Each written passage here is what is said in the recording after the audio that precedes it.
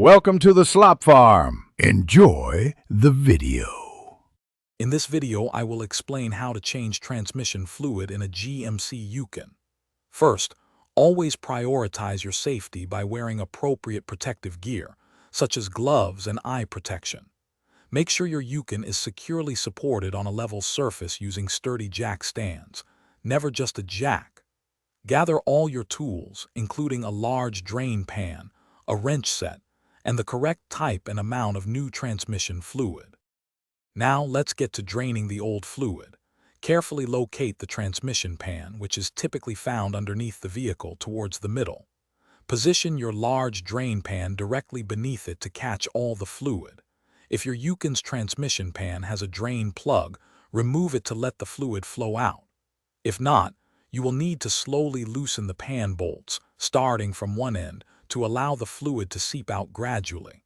This prevents a sudden gush.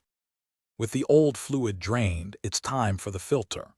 Remove the remaining pan bolts and carefully lower the transmission pan, being mindful of any residual fluid. Inside, you'll see the old transmission filter. Simply pull it straight down to remove it. Take this opportunity to thoroughly clean the transmission pan, removing all traces of old gasket material and any metal shavings or debris. Then, install your new transmission filter, pushing it firmly into place until it clicks. Yep. Almost done. Place a new transmission pan gasket onto the pan, then carefully lift and reattach the pan to the transmission. Tighten all the pan bolts evenly to the manufacturer's specified torque, usually around 10 to 12 foot-pounds, to prevent leaks. Now, using a funnel, refill the transmission with the correct type and amount of new fluid through the dipstick tube. Start the engine, cycle through all the gears, and then recheck the fluid level on a level surface to ensure it's within the proper range. Thanks for watching.